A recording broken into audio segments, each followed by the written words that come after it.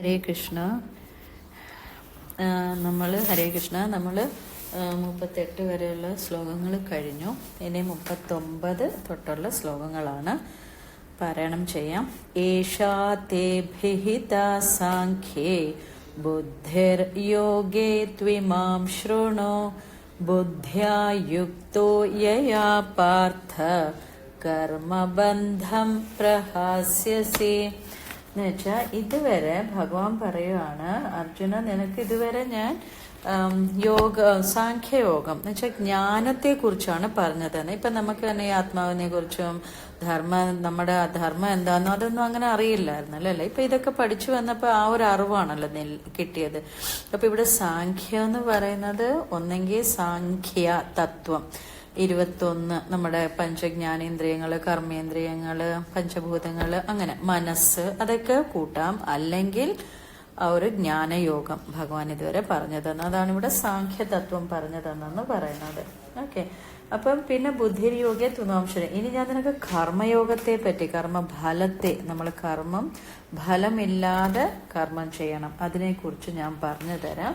നീ അത് നന്നായിട്ട് ചിന്തിക്കാനാണ് ഭഗവാൻ പറയുന്നത്. അപ്പൊ സാഖ്യം നമ്മൾ നന്നായിട്ട് ഇതുവരെ മനസ്സിലായല്ലോ അല്ലെ. അപ്പൊ ഭഗവാൻ ഇതുവരെ സാഖ്യജ്ഞാനത്തെയാണ് അർജുനന് ഉപദേശിച്ചു കൊടുത്തത്. ഇനി പരമമായ ജ്ഞാനം നേടി കർമ്മഫലമില്ലാതെ നമ്മൾ കർമ്മം ചെയ്യണം, അതിനെക്കുറിച്ചാണ് ഭഗവാൻ എന്നെ ഉപദേശിക്കാൻ പോകുന്നത്. നമ്മുടെ സനാതന ധർമ്മത്തിൽ തന്നെ കർമ്മഫല സിദ്ധാന്തത്തെയാണ് പറയുന്നത്. വേറെ ധർമ്മങ്ങളിൽ അങ്ങനെ ഒരു ജന്മം, പുനർജന്മം, പൂർവ്വജന്മം ഒന്നും പറയുന്നില്ല, കർമ്മഫലങ്ങളെ കുറിച്ചും പറയുന്നില്ല. പക്ഷെ നമ്മുടെ ഇതിലാണ് ആ ഒരിത്, ഇതാണ് ശരിക്കും നമുക്ക് തന്നെ മനസ്സിലാക്കാൻ പറ്റും അല്ലേ. ഓരോന്നും എടുത്തു നോക്കിയാൽ അറിയാൻ പറ്റും. അപ്പൊ ഇപ്പം ഇതിനു മുമ്പ് ഞാൻ പറഞ്ഞിട്ടുണ്ട് എക്സാമ്പിൾസ് ആയിട്ട്. എന്താ പറയുന്നത്, ഇപ്പൊ നമ്മൾ തക്കാളി, വഴുതനങ്ങ, വെണ്ടയ്ക്ക അതൊക്കെ നടുമ്പം ഒരു മാസത്തിനുള്ളിലൊക്കെ അത് കായ്ച്ച് ഫലം നമുക്ക് കിട്ടാൻ തുടങ്ങും അല്ലേ. മറിച്ച് എള്ള്, നെല്ലൊക്കെ ആണെങ്കിലോ അതൊരു 6-7 മാസങ്ങൾ എടുക്കും അല്ലെ. അത് നന്നായിട്ട് പൂവായി കായ്ച്ച് അതിന്റെ ഫലം നമുക്ക് കിട്ടാൻ. ഇപ്പൊ പ്ലാവ്, മാവ്, തെങ്ങ് അങ്ങനെയൊക്കെയുള്ള ആണെങ്കിൽ അതൊരു 6-7 വർഷം എടുക്കും നമുക്ക് കായ കിട്ടാൻ അല്ലെ. അപ്പൊ നമ്മൾ ആദ്യം ഓരോന്നും നടുന്നോ ആ പാകമാകുമ്പോഴല്ലേ അതിന്റെ ഫലം കിട്ടുന്നത് തന്നെ അല്ലെ. പെട്ടെന്നൊന്നും വരത്തില്ലല്ലോ അല്ലെ. അപ്പൊ പഴം വരണമെങ്കിൽ ആദ്യം മുൻപ് എന്തുവാ, പൂവുണ്ടാകണം, പിന്നെ അത് കായ അല്ലെ. അങ്ങനെയുള്ള ഓരോ അവസ്ഥകൾ മാറിയിട്ടാണ് നമുക്ക് പഴം വരുന്നത് തന്നെ. അപ്പൊ ഇതിനെല്ലാം ഓരോ സമയങ്ങളുണ്ട്. ഉടനെ പെട്ടെന്നൊന്നും വരത്തില്ലല്ലോ. അപ്പൊ സ്വാഭാവികമായിട്ട് അതുപോലെ തന്നെ നമ്മൾ ചെയ്യുന്ന ഓരോ കർമ്മത്തിന്റെ ഫലം അതിന്റെ ടൈം പീരീഡ് അനുസരിച്ച് നമുക്ക് കിട്ടത്തുള്ളൂ ആ ഫലം. ഇപ്പൊ നമ്മള് ചേച്ചി പറയാം, നമ്മള് റെസ്റ്റോറൻറ്റിൽ പോയി നമ്മള് എന്താ പറയുന്ന മസാല ദോശയ്ക്ക് ഓർഡർ കൊടുക്കും. കുറച്ച് കഴിയുമ്പോൾ വിചാരിക്കും പൊട്ടറ്റോ ആണല്ലോ, ഇത് ഗ്യാസാണ്, നമുക്ക് ക്യാൻസൽ ചെയ്യാന്ന് വിചാരിക്കും. നമ്മൾ വെയിറ്ററെ വിളിച്ചിട്ട് അവരോട് പറയും ഇല്ല മസാല ദോശ വേണ്ട, വേറെ നമ്മളപ്പോൾ പറയും ഇല്ല മാഡം ഓൾറെഡി അത് കുക്ക്ഡ് ആയി, പാകമായി, ഇനി അത് ടേബിളിൽ വരും അല്ലേ. ഇനി നമുക്ക് ക്യാൻസൽ ചെയ്യാൻ പറ്റില്ല. അപ്പൊ അതുപോലെ തന്നെ നമ്മൾ ചെയ്യുന്ന ഓരോ കർമ്മത്തിന്റെ ഫലങ്ങള് അതാത് സമയങ്ങളാകുമ്പം അത് നമ്മുടെ ജീവിതത്തിൽ സുഖരൂപത്തിലോ ദുഃഖരൂപത്തിലോ ഏതെങ്കിലും ഒരു രൂപത്തിൽ വരും. അപ്പൊ ഇനി ഭഗവാൻ ആ ശ്ലോകങ്ങളാണ് ഭഗവാൻ പറയാൻ പോകുന്നത്. 40ാമത്തെ ശ്ലോകം. നേഹാഭിക്രമനാശോസ്തി പ്രത്യവായോ ന വിദ്യത്തെ സ്വൽപമപ്യസ്യ ധർമ്മസ്യ ത്രായത്തെ മഹതോ ഭയാത്. എന്നുവെച്ചാൽ ഇവിടെ ഈ യോഗത്തിൽ ഭഗവാൻ പറയുന്നത് നേഹാഭിക്രമനാശോസ്തി പ്രത്യവായോന വിദ്യത എന്നുവെച്ചാൽ ഈ യോഗത്തിൽ അഭിക്രമനാശോസ്തി എന്നുവെച്ചാൽ ആരംഭത്തിൽ നമ്മൾ ശ്രമിക്കുന്നത് അത് പാഴായി പോകുന്നില്ല. ഓക്കെ. പ്രത്യവായോന വിദ്യത്തെ എന്ന് വെച്ചാൽ നഷ്ടമായി വിപരീത ഫലം ഒന്നും തന്നെ ഉണ്ടാകുന്നതും ഇല്ല. ന വിദ്യത്തെ എന്ന് വെച്ചാൽ ഉണ്ടാകുന്നില്ല. അപ്പൊ സ്വൽപ്പം അപ്യസ്യ ധർമ്മസ്യ ത്രായത്തെ മഹതോ ഭയാത്. അപ്പൊ കർമ്മയോഗത്തിന്റെ അല്പമാത്രമായ ആചരണങ്ങൾ നമ്മൾ വെച്ചാലും നമ്മുടെ പരിശ്രമങ്ങൾ നമ്മൾ വെച്ചാലും ത്രായത്തെ മഹതോ ഭയാത് എന്ന് വെച്ചാൽ മഹാഭയങ്ങളിൽ നിന്നും നമുക്ക് ത്രായത്തെ എന്ന് വെച്ചാൽ രക്ഷ നേടാൻ പറ്റും. അതാണ് ഇവിടെ ഭഗവാൻ പറയുന്നത്. അപ്പൊ കൂടുതൽ നമ്മൾ ഓരോ ഇനി അങ്ങോട്ട് ഇതൊക്കെ കൂടുതൽ ശ്രദ്ധിക്കേണ്ട ശ്ലോകങ്ങളല്ല കേട്ടോ, ഇത് അധികം ഒന്നുമില്ല. അപ്പൊ നമ്മൾ ഓരോന്നും ചെയ്യുന്നതിന് ഫലത്തെ പ്രതീക്ഷിക്കാതെ ചെയ്യണം, അങ്ങനെയുള്ള ശ്ലോകങ്ങളാണ്. അപ്പൊ ഇവിടെ നമ്മുടെ ധർമ്മത്തിനനുസരിച്ചുള്ള കുറച്ച് പരിശ്രമം നമ്മൾ കൊടുത്ത് മുന്നോട്ട് പോയാൽ നമുക്ക് ഭയങ്ങളിലൊന്നും പെടാതെ നല്ല സമാധാനമായിട്ട് ജീവിച്ചു പോകാം. അതാണ് ഈ ഒരു ശ്ലോകം. ഇമ്പോർട്ടൻ്റ് ആയിട്ടുള്ള ശ്ലോകങ്ങൾ നമുക്ക് ഊന്നി പറഞ്ഞു പോകാം. ഇനി അടുത്ത 41. വ്യവസായാത്മിക ബുദ്ധി ഏകേഹ കുരു നന്ദന ബഹുശാഖാഹ്യനന്താശ്ച ബുദ്ധയോ വ്യവസായിനാം. വ്യവസായാത്മിക ബുദ്ധി എന്ന് വെച്ചാൽ ഉറച്ച ബുദ്ധിയോടുകൂടി, ഉറച്ച തീരുമാനത്തോടു കൂടി നമ്മൾ ഏതൊരു കാര്യവും ചിന്തിക്കുമ്പോൾ ഉറച്ച തീരുമാനമായിരിക്കണം. ഇവിടെ ലാസ്റ്റ് ലൈൻ അവ്യവസായന എന്ന് വെച്ചാൽ അങ്ങോട്ടും ഇങ്ങോട്ടുമായിട്ട് ഉറച്ച തീരുമാനം എടുക്കാതെ. അപ്പം അർജുന ഭഗവാൻ കുരുനന്ദന എന്ന് വെച്ചാൽ കുരുവംശത്തിൽ ജനിച്ചവനെ, അല്ലെ ധൃതരാഷ്ട്രർ അവരെല്ലാം കുരുവംശത്തിലാണല്ലോ. നന്ദൻ എന്ന് വെച്ചാൽ മകനെ, അതാണ്. അപ്പൊ അർജുന എന്നായി വിളിക്കുന്നത്. അർജുന വ്യവസായാത്മിക ബുദ്ധി എന്ന് വെച്ചാൽ ഒരു ലക്ഷ്യത്തിൽ ഉറച്ച ബുദ്ധിയോടുകൂടി സ്ഥിരമായിട്ട് നിന്ന് കാര്യങ്ങൾ മുന്നോട്ട് കൊണ്ടുപോകണം. ബഹുശാഖാഹ്യനന്താശ്ച ബുദ്ധയോ വ്യവസായന, എന്താ പറയുന്ന അവ്യവസായിന ലാസ്റ്റ് ലൈൻ എന്ന് വെച്ചാൽ ഉറച്ച ബുദ്ധി ഇല്ലാത്തവരുടെ ലക്ഷ്യം എന്തുവാ? ബഹുശാഖ, പല ശാഖകളോട് കൂടിയതായി അവസാനമില്ലാതെ ആകുന്നു. ഹ്യനന്താശ്ച എന്ന് വെച്ചാൽ ഒരു അവസാനം ഇല്ലാതെ ആവുന്നു. അപ്പൊ നീ വ്യവസായ ബുദ്ധിയോടുകൂടി വേണം കാര്യങ്ങൾ എടുക്കാൻ, ഡൈലമയിൽ പെടരുത്. ഇപ്പം വലിയ വലിയ ബിസിനസ്മാൻമാരും നല്ല ചെറിയ പൊസിഷനിൽ നിന്ന് കയറി നല്ല വലിയ പൊസിഷൻസിൽ എത്തുന്നവരൊക്കെ എങ്ങനെ വരുന്നതാ? അവര് വിവേകാനന്ദ സ്വാമികൾ പറയല്ലോ, set your goal and work for that. അതുപോലെ നമ്മളുടെ ലക്ഷ്യം നമ്മൾ നോക്കുക, അതനുസരിച്ച് പോവുക. അർജുനനോട് തന്നെ ദ്രോണാചാര്യര് ആ ഒരു ടെസ്റ്റ് വെക്കുമല്ലോ, ഒരു വൃക്ഷത്തെ പക്ഷിയെ വെച്ചിട്ട്. അപ്പൊ ഓരോ പേരോടും ചോദിക്കും എന്തുവാ കാണുന്നതെന്ന് ചോദിക്കുമ്പോൾ ഓരോ പേര് പലതും പറയും. പക്ഷെ അർജുനൻ പറയുന്നത് എനിക്ക് കണ്ണ് കാണുന്നുണ്ട്, ആ പക്ഷിയുടെ കണ്ണാണ്, അതാണ് ശരിക്കും. അപ്പൊ അതുപോലെ നമ്മളും വ്യവസായാത്മിക ബുദ്ധി, ഒരു ലക്ഷ്യത്തിൽ തന്നെ ഊന്നി വേണം നമ്മളുടെ കാര്യങ്ങൾ ചെയ്യാൻ. ഇങ്ങനെ ഡൈലമയിൽ പെടാൻ പാടില്ല. അങ്ങനെ പെടുമ്പം നമുക്ക് പല ശാഖകൾ, രണ്ട് വെള്ളത്തിൽ കാല് വെച്ച് പോവാന്ന് പറയത്തില്ല, ഇവിടെയും അവിടെയും അങ്ങനെ ആയിരിക്കരുത്. ഒരൊറ്റ ഇത് അതിന് പ്രവർത്തിക്കുകയും ചെയ്യുക. അപ്പൊ ഭഗവാന് ഇവിടെ പറയുന്നത് അതുകൊണ്ടാണ്, നിങ്ങൾ കൂട്ടമായിട്ടെടുത്ത തീരുമാനമാണ്, പാണ്ഡവരും എല്ലാവരും കൂടെ എടുത്ത തീരുമാനമാണ്. അവിടെ ഒരാൾക്ക് മാത്രമായിട്ട് ഒരു തീരുമാനം മാറ്റാനൊന്നും പറ്റത്തില്ല. അപ്പം ആ നിലയ്ക്ക് നിങ്ങൾ ഒരുമിച്ച് മുന്നോട്ട് പോകണം. അപ്പൊ അർജുനനോട് മുമ്പ് എടുത്ത തീരുമാനത്തിൽ നിന്ന് ഉറച്ചു യുദ്ധം ചെയ്യണം എന്ന് ഭഗവാൻ കൽപ്പിച്ചു പറയുകയാണ് ഇവിടെ ചെയ്യുന്നത്. അടുത്ത 42, 43, 44 ജസ്റ്റ് ഒന്ന് ഓടിച്ചിട്ട് പോകാം. ഇവിടെ 42 യാം ഇമാം പുഷ്പിതാം വാചം പ്രവദന്ത്യ വിപശ്ചിതഃ വേദവാദരതാഃ പാർത്ഥ നാന്യദസ്തീതി വാദിനഃ. യാമിമാം പുഷ്പിതാം വാചം എന്ന് വെച്ചാൽ ആരാണോ പുഷ്പിതാം എന്ന്, ഇവിടെ പുഷ്പം എന്ന് വെച്ചാൽ ഫ്ലവർ അല്ലെ, വാചം എന്ന് വെച്ചാൽ വാചകങ്ങൾ. നമ്മൾ പൊതുവെ പറയുന്നത് ഭയങ്കര സ്വീറ്റായിട്ട് സംസാരിക്കുന്നല്ലേ പറയുന്നത്. ഇവിടെ ഭഗവാൻ പുഷ്പിതാം, പുഷ്പമായിട്ട് സംസാരിക്കുന്ന. ചിലവരൊക്കെ പുഷ്പമായിട്ട് സംസാരിക്കുന്നുണ്ട്, ചില മൂഢന്മാരാണ് അതും ഇതും വേദത്തിൽ പറഞ്ഞിരിക്കുന്നതാണെല്ലാം ശരി, ആ രീതിയിലൊക്കെ ഇത് ചെയ്യും. നമുക്ക് ഓരോ പേർക്കും ഓരോ ദൗത്യമുണ്ട്, അതനുസരിച്ചാണ് നമ്മൾ ഫോളോ ചെയ്ത് പോകേണ്ടത്. അപ്പം ഇവിടെ ഉപനിഷത്തായാലും വേദം, ധർമ്മശാസ്ത്രത്തിലൊക്കെ കുറെ കാര്യങ്ങൾ പറയുന്നുണ്ട് അല്ലെ. അപ്പൊ അതിനെക്കുറിച്ച് പറയേണ്ട സമയം അല്ല ഇപ്പം. ഓക്കെ, അപ്പൊ അതൊക്കെ കേട്ടുകൊണ്ട് ഇരുന്നാൽ നിന്റെ കാര്യം പോക്കാം. അതാണ് ഭഗവാൻ ഇവിടെ പറയുന്നത്. അപ്പൊ വേദം കോട്ട് ചെയ്തും വലിയ വലിയ ആൾക്കാർ പലതും പറയും, വേദത്തിലെല്ലാം ഉണ്ട് എന്ന് പലരും പറയും അല്ലെ. വേദം പഠിക്കേണ്ടവർ വേദം പഠിക്കും. ഓരോ പേർക്കും ഓരോ ദൗത്യമാണുള്ളത്. പട്ടാളക്കാർക്ക് അവരുടെ ജോലി ചെയ്യണം, കൃഷി ചെയ്യുന്നവർക്ക് അവരുടെ ജോലി ചെയ്യണം. അപ്പം ഇവരൊക്കെ പലതും പറയും. പുഷ്പിതാം വാചം എന്ന് വെച്ചാൽ അതാണ്, ഭയങ്കര ഇതായിട്ടൊക്കെ പലരും പറയും. അതൊന്നും കേട്ടിരിക്കേണ്ട സമയമല്ല. പിന്നെ കാമാത്മാന സ്വർഗപരാഹ ജന്മകർമ്മ ഫലപ്രദാം ക്രിയാവിശേഷ ബഹുലാം ഭോഗൈശ്വര്യഗതിം പ്രതി. എന്നുവെച്ചാൽ ഭൂകാമാത്മാന സ്വർഗപര. കാമാത്മാന എന്ന് വെച്ചാൽ നമ്മുടെ ആഗ്രഹങ്ങൾ. ഓക്കെ, ആസക്തി, എനിക്ക് അത് വേണം, എനിക്ക് ഇത് വേണം, അങ്ങനെ ജീവിക്കണമെങ്കിൽ അങ്ങനെയുള്ള ആ ഒരു ആഗ്രഹങ്ങളുടെ വേക്കില് ലക്ഷ്യരസായിട്ട് ജീവിക്കണം അല്ലെ. ആഗ്രഹിക്കുന്നവർ പല ഓപ്ഷനും കൊണ്ട് ജീവിതത്തിൽ വരും അല്ലെ. കുറെ നേട്ടങ്ങൾ ഉണ്ടാകും, പിന്നെ സ്വർഗത്തിൽ പോകാം. ഇതൊക്കെയാണ് ഇവിടെ പറയുന്നത്. ഈ ആഗ്രഹങ്ങള് പൊതുവെ ആളുകളുടെ ഉദ്ദേശം എന്താ?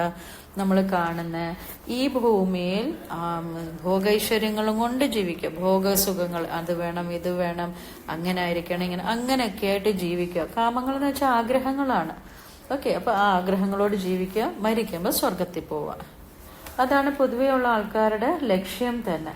അപ്പൊ അവരുടെ ആഗ്രഹം തന്നെ ഇത് തന്നെയാണ് അല്ലെ. സുഖം, ജീവിതം, പരലോകം. ഇവിടുത്തെ ജീവിതം സുഖം, പരലോകത്ത് സ്വർഗം. അതാണ് ഇപ്പോൾ എല്ലാവരുടെയും ഇതെന്ന് ഭഗവാൻ ഇവിടെ പറയാണ്. ജന്മകർമ്മ ഫലപ്രദം എന്ന് വെച്ചാൽ നമ്മുടെ ഇതിലാണ് പുനർജന്മം അല്ലെ, പൂർവജന്മം, ആ ഒരു ഇതൊക്കെ പറയുന്നത്. അപ്പൊ പുനർജന്മ കർമ്മത്തെ പറ്റി ഭഗവാൻ പറയുന്നത് ഇവിടെ.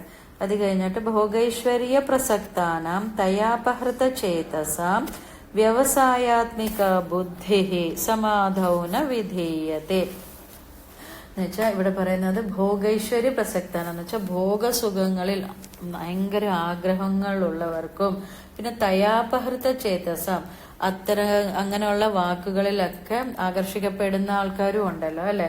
അവർക്ക് വ്യവസായാത്മിക ബുദ്ധി എന്ന് വെച്ചാൽ ഉറച്ച ബുദ്ധി ഉണ്ടാകുന്നില്ല. അവർ സമാധിയിൽ ഇങ്ങനെ ലയിച്ചു പോകുന്ന കൂട്ട് ആ ഒരു ഇതിലങ്ങ് പോവുകയാണ്. ഭോഗൈശ്വര്യത്തിൽ ആസക്തി ഉള്ളവർക്ക്, അവർക്കാണ് ഭഗവാൻ ഈ പറയുന്നത്. ഉറച്ച ബുദ്ധി ഇല്ലാതെ സമാധോ ന വിധീയത്തെ, അവർക്ക് പറഞ്ഞിട്ടില്ല. അവർക്ക് ആ ഒരു ഉറച്ച ബുദ്ധി ഉണ്ടാകുന്നില്ല. അവര് ഈ ഭോഗസുഖങ്ങളിൽ ജീവിച്ചു പോകണം, അതാണ് അവരുടെ ലക്ഷ്യം തന്നെ. അപ്പൊ നമ്മൾ പൊതുവെ ലക്ഷ്യരസായിട്ട് ജീവിക്കാൻ ആഗ്രഹിക്കുന്നവരാണ് കൂടുതൽ ആൾക്കാർ അല്ലെ.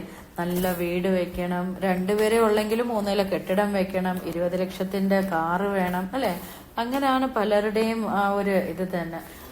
അങ്ങനെയൊക്കെ ശ്രദ്ധിച്ച് സമാധാനമില്ലാതെ ആയിയാണ് ചെയ്യുന്നത്. ഇതെല്ലാം നീ ചിന്തിച്ച് നീ മുന്നോട്ട് പോവുക, ഉറച്ച ബുദ്ധിയോടുകൂടി മുന്നോട്ട് പോകാനാണ് ഭഗവാൻ ഇവിടെ പറയുന്നത്. അപ്പൊ ഇവിടെ ഒന്നും കൂടുതൽ നമ്മൾ പഠിക്കാനുള്ള ഇല്ല. ജസ്റ്റ് ഇത്രയും ചിന്തിച്ചാൽ മതി. വ്യവസായാത്മിക ബുദ്ധിയോടുകൂടി കാര്യങ്ങൾ ചെയ്യുക എന്ന് വെച്ചാൽ ഉറച്ച ബുദ്ധിയോട് കാര്യങ്ങൾ ചെയ്യുക. അല്ലാതെ കാമഭോഗങ്ങളിലും ഭോഗൈശ്വര്യങ്ങളിലും മനസ്സർപ്പിച്ച് ഇതാണ് ജീവിതം, ഇപ്പൊ ഈ ജീവിക്കുന്നതാണ് ജീവിതം. പലരും അങ്ങനെ പറഞ്ഞിട്ടുള്ളല്ലോ, ഒരു ജന്മവേ ഉള്ളൂ, അടിച്ചു പൊളിച്ച് ജീവിക്കുക അല്ലെ. അതല്ല ശരിക്കും. നമ്മുടെ ഒരു കർമ്മഫല സിദ്ധാന്തം അനുസരിച്ച് ജന്മം, പുനർജന്മം അല്ലെ, അങ്ങനെയുള്ള ആ ഒരു ഇതാണ്. അപ്പൊ നമ്മളിപ്പോ അനുഭവിക്കുന്ന ഓരോന്നും നമ്മുടെ പൂർവ്വജന്മ സുഹൃതമും ദുഃഖമായിട്ട് വരുന്നത് പൂർവ്വജന്മത്തിലെ കുഴപ്പങ്ങളും ആണ് എല്ലാം തന്നെ. അപ്പൊ ഇപ്പൊ നമ്മൾ ഇതൊക്കെ പഠിച്ചു പോകുന്നതും ഈ ശാസ്ത്രം നമുക്ക് കയ്യിൽ നമ്മൾ ഭഗവത്ഗീത എടുക്കാനും വായിക്കാനും പഠിക്കാനും പറ്റുന്നത് നമ്മുടെ മുജ്ജന്മത്തില് ആ ഒരു കർമ്മഫലം കൊണ്ട് തന്നെയാണ്. നമ്മൾ ഇതിൽ കൂടെയൊക്കെ പോയിട്ടുണ്ട്. അതുകൊണ്ടാണ് കേൾക്കാൻ പോലും പറ്റുന്നത്. എത്രയോ ആൾക്കാർക്ക് ഇത് അറിഞ്ഞുകൂടാ. ഒന്ന് വന്നിട്ട് പോവും ചിലവരല്ലേ. ജസ്റ്റ് മലയാളികളുടെ ഒരു ഇതാ, കേട്ട് കളയാം, കണ്ടു കളയാം, തിന്നു കളയാം അല്ലെ. ഒരു കളയാം ഒരു വലിയൊരു ഇതാണ് ആൾക്കാരുടെ വാചകങ്ങളിൽ വരുന്ന ഒരു കാര്യം. അപ്പൊ നമുക്കൊക്കെ ഇത് കിട്ടിയപ്പോ അതനുസരിച്ച് ജീവിച്ചു. ഇപ്പൊ നമുക്ക് മനസ്സിലാന്നല്ലോ. അല്ലെങ്കിൽ ഓരോ പേര് പറയുന്ന കൂട്ട് തന്നെ അടിച്ചു പൊളിച്ച് ജീവിക്കുക, ഒരു ജന്മവേ ഉള്ളു. അതല്ല, പല ജന്മങ്ങളുണ്ട്. എത്രയോ കുടുംബങ്ങൾ നമ്മൾ കാണുന്നുണ്ട്. നല്ല ഇതിലുള്ള മക്കളൊക്കെ ചിലപ്പോൾ ഓരോ വിഷമങ്ങളിൽ കാണുന്നു. ചിലവർക്ക് നല്ല ഇതായിരിക്കും, ഒരു കുഴപ്പങ്ങളും. പക്ഷെ കുട്ടികൾ വഴി അല്ലെങ്കിൽ പേരൻസ് എന്തെങ്കിലുമൊക്കെ അതൊക്കെ ഈ ജന്മത്തിൽ ഞാൻ ഒരു തെറ്റും ചെയ്തിട്ടില്ല എന്നൊക്കെ പറഞ്ഞു കേട്ടിട്ടില്ല. പക്ഷെ പൂർവ്വജന്മ കർമ്മഫലങ്ങൾ അനുസരിച്ചാണ് നമ്മുടെ ഗ്രഹങ്ങൾ വന്ന് നിൽക്കുന്നത്. എല്ലാവരും അവരവരുടെ ഗ്രഹനിലയൊക്കെ കണ്ടു കാണുമല്ലോ അല്ലെ. 12 ഹൗസസ് എന്ന് പറഞ്ഞ ഒരെണ്ണമുണ്ട് അല്ലെ. ച, ഗു, ഷു, കു അങ്ങനെയൊക്കെ പറഞ്ഞ ഓരോന്ന്, സ, ഷി എന്നൊക്കെ പറഞ്ഞുകൊണ്ടൊക്കെ കാണും. ച അല്ലെ. അതൊക്കെ എന്താണ്? ഓരോ നവഗ്രഹങ്ങളാണ്. ഓക്കെ, ചന്ദ്രൻ, സൂര്യൻ, ഇതൊക്കെ എങ്ങനെ നിൽക്കുന്നു? ഇതിനെല്ലാം ഉച്ചഗ്രഹമുണ്ട്, നീചഗ്രഹമുണ്ട്, സ്വക്ഷേത്രങ്ങളുണ്ട്, ഭാവങ്ങളുണ്ട്, കേന്ദ്രസ്ഥാനങ്ങളുണ്ട്. അതെല്ലാം വരുന്നത് നമ്മളുടെ പൂർവ്വജന്മ കർമ്മങ്ങൾ അനുസരിച്ചാണ് ഗ്രഹങ്ങൾ വന്ന് കിടക്കുന്നത്. അത് തന്നെ വലിയൊരു എക്സാമ്പിൾ അല്ല നമ്മുടെ പൂർവ്വജന്മ കർമ്മ ഫലങ്ങൾ എന്ന് പറയാൻ തന്നെ അല്ല. എങ്ങനെ വന്ന് അങ്ങനെ കിടക്കുന്നു ചിന്തിക്കരുതോ? അപ്പൊ ഇതെല്ലാം അതാണ്. അപ്പൊ അതനുസരിച്ച് മനസ്സിലാക്കി ജീവിച്ചു പോയി. ഇവിടെ നമ്മൾ കൂടുതൽ ശ്രദ്ധിക്കാനുള്ളത് ഉറച്ച ബുദ്ധിയോടുകൂടി തീരുമാനം എടുക്കുകയാണ് ചെയ്യേണ്ടത്. ഓക്കെ, ഇനി അടുത്ത 45. ത്രൈഗുണ്യ വിഷയ വേദാഹ നിസ്ത്രൈഗുണ്യോ ഭവാർജുന നിർദ്വന്ദ്വോ നിത്യസത്വസ്ഥഃ നിർയോഗക്ഷേമ ആത്മവാൻ. അപ്പം ഇവിടെ ഭഗവാൻ പറയുന്നത് എന്താന്ന് വെച്ചാ ഇവിടെ ത്രൈഗുണ്യ എന്ന് വെച്ചാൽ 3 ഗുണങ്ങളാണ്. നമ്മൾ എല്ലാ മനുഷ്യരിലും 3 ഗുണങ്ങളുണ്ട്. എന്തൊക്കെയാ? സത്വഗുണം, രജോ ഗുണം, തമോ ഗുണം. സത്വഗുണമാണ് ഏറ്റവും ടോപ്പിലുള്ള. രജോ ഗുണം എന്ന് പറയുന്നത് തമോ ഗുണത്തിന്റെയും സത്വഗുണത്തിന്റെയും മിക്സ്ചറാണ്. തമോ ഗുണം എന്ന് വെച്ചാൽ ഏറ്റവും താഴത്തെ ഇതാണ്. ഓക്കെ, നമ്മുടെ ഗുണങ്ങളാണ്, നമ്മുടെ സ്വഭാവ വിശേഷങ്ങളാണ് അത്. അപ്പൊ വേദത്തിൽ പറയുന്നുണ്ട് 3 ഈ ഗുണങ്ങൾ. ഓക്കെ, നിസ്ത്രൈഗുണ്യോ ഭവാർജുന. ഈ 3 ഗുണങ്ങൾക്കും നീ അതിലും മുകളിലോട്ട് പോകാനാണ്. നിസ്ത്രൈഗുണ്യോ, ഇതിൽ നിന്ന് മുക്തനാകാനാണ്. ഭവാർജുന, അർജുന നീ 3 ഗുണങ്ങളിൽ നിന്നും മുക്തനാവുക. ഇതൊന്നും വെച്ച് പുലർത്തിയേ വേണ്ട. അപ്പൊ നിർദ്വന്ദ്വോ നിത്യസത്വസ്ഥ. നിർദ്വന്ദ്വ, ദ്വന്ദ്വ എന്ന് വെച്ചാൽ 2. നിർദ്വന്ദ്വ എന്ന് വെച്ചാൽ 2 ഇല്ല. അങ്ങനെ ഇത് സുഖം ദുഃഖം ലാഭം നഷ്ടം അല്ലെ ജയം പരാജയം ഒന്നും ചിന്തിക്കാതെ നിത്യസത്വസ്ഥ എപ്പോഴും സത്വഗുണത്തോടു കൂടി ഇരിക്കാനാണ് ഭഗവാൻ പറയുന്നത്. സത്വഗുണമാണ് ഏറ്റവും നല്ല ഗുണം. പിന്നെ നിർയോഗക്ഷേമ ആത്മവാൻ എന്ന് വെച്ചാൽ നിർയോഗക്ഷേമം എന്ന് വെച്ചാൽ നമ്മള് യോഗക്ഷേമത്തിന് നമ്മളുടെ നല്ല ക്ഷേമത്തിനായിട്ട് ചിന്തിക്കുന്നതും ആത്മവാൻ. പിന്നെ എന്താ പറഞ്ഞ ആത്മനിഷ്ഠനായി ഇരിക്കാനാണ് പറയുന്നത്. എന്ന് വെച്ചാൽ ഒന്നിലും കൂടുതൽ ഇടപെടാതെ വേറെ ഈ ഭോഗൈശ്വര്യങ്ങൾ ഇതൊക്കെ അങ്ങനെ ഒന്നും ചിന്തിക്കാതെ നീ ഏകമായിട്ടിരുന്ന കാര്യങ്ങൾ പ്രവചിക്കാനാണ് ഭഗവാൻ ഇവിടെ പറയുന്നത്. ഓക്കെ, അപ്പം നമുക്കിപ്പോ തമോ ഗുണം രജോ ഗുണം അതെല്ലാം മനുഷ്യജന്മത്തിൽ ഉള്ളതാണ്. അപ്പൊ അതിന് മനുഷ്യൻ കൂടുതലും സത്വഗുണത്തിനാണ് നമ്മൾ എല്ലാവരും പ്രാധാന്യം നൽകേണ്ടത്. അതിനുശേഷം മനസ്സിന് അതീതമായി ആത്മതലത്തിലെത്താനാണ് പറയുന്നത്. അതാണ് ഇവിടെ ആത്മവാൻ എന്ന് പറഞ്ഞ. ഇതിൽ നിന്നെല്ലാം മുകളിലായിട്ട് ഇത് ഞാൻ പറഞ്ഞില്ലായിരുന്നു ഇതിനു മുമ്പ്. എന്താ പറയുന്ന വിവേകാനന്ദ സ്വാമികള് ഒരു നദിയുടെ ഇപ്പുറത്താണ്. അപ്പുറത്തിരുന്ന ഒരാള് ശിവോഹം ശിവോഹം എന്നും പറഞ്ഞിങ്ങനെ ജപിച്ചുകൊണ്ടിരിക്കുകയാണ്. അപ്പൊ ഒരു പുലി വന്ന് ഇയാളെ കടിച്ച് വലിച്ച് കീറി ഒരു പരുവാക്കും. പക്ഷെ എന്നിട്ട് പോലും ശിവോഹം ശിവോഹം എന്ന് തന്നെ പറഞ്ഞുകൊണ്ടിരിക്കുവായിരുന്നു. എന്ന് വെച്ചാൽ ശരീരബോധം വിട്ടു. നമുക്ക് ശരീരബോധത്തിൽ ഇരിക്കുവാണെങ്കിലല്ലയോ ആര് വന്ന് ഇവര് വന്ന് അല്ലെ നമ്മൾ നാമം ചൊല്ലിക്കൊണ്ടിരിക്കുമ്പോൾ നമ്മൾ അങ്ങ് ട്രാവൽ ചെയ്ത് പോവും അല്ലെ, എവിടേക്കോ പോയിട്ട് വരും അല്ലെ. അപ്പൊ അതൊക്കെ നമ്മുടെ ശരീരബോധത്തിൽ ഇരിക്കുമ്പോഴാണ്. അതിൽ നിന്നെല്ലാം വിട്ട് ആ ഒരു തലത്തിൽ എത്തുമ്പോഴാണ് നമ്മളൊന്നും അറിയത്തില്ല എന്ന് പറയുന്നത്. അപ്പൊ ഭഗവാൻ പറയുന്ന ആ ഒരു സത്വഗുണത്തിൽ എപ്പോഴും നമ്മളെല്ലാവരും അങ്ങനെ ആയിരിക്കണം, സത്വഗുണത്തിലായിരിക്കണം നമ്മൾ ഇരിക്കേണ്ടത്. അതാണ്. അപ്പം ആത്മനിഷ്ഠയോടുകൂടി ഏതൊരു കാര്യം ചെയ്യുമ്പോഴും ഒരു സന്തോഷത്തോടു കൂടി ചെയ്യുക. അതാണ് ഭഗവാൻ ഇവിടെ പറയുന്നത്. എത്രയേ ഉള്ളൂ, കൂടുതൽ ഇതിവിടെ ശ്രദ്ധിക്കാനില്ല. ഇനി വരുന്ന ശ്ലോകങ്ങൾ നമ്മൾ ശ്രദ്ധിക്കേണ്ട ഭാഗങ്ങൾ നമുക്ക് നന്നായിട്ട് ചർച്ച ചെയ്ത് തന്നെ പോകാം. അല്ലാത്തത് ജസ്റ്റ് വായിച്ചു പോവുകയാണ് ചെയ്യേണ്ടത്. ഈ ലെറ്റേഴ്സിൽ കൂടെ ലൈൻസ് ഓരോന്ന് വായിച്ചു പോകുമ്പോൾ ഒരുമാതിരി മീനിങ് മനസ്സിലാകണം. എന്താണെന്ന് മനസ്സിലാക്കി പോയാൽ മതി. അല്ലാതെ ഞാൻ കുറേ കാര്യങ്ങൾ പറഞ്ഞു നിങ്ങൾക്കതൊന്നും മനസ്സിരിക്കണമെന്നില്ല. അപ്പം ആ ശ്ലോകങ്ങൾ ചൊല്ലി പോകുമ്പം നമുക്ക് ഓരോന്നും മനസ്സിലാകണം. അപ്പൊ ആ രീതി വായിച്ചു പോവുകയാണ് ചെയ്യേണ്ടത്. ഹരേ കൃഷ്ണ.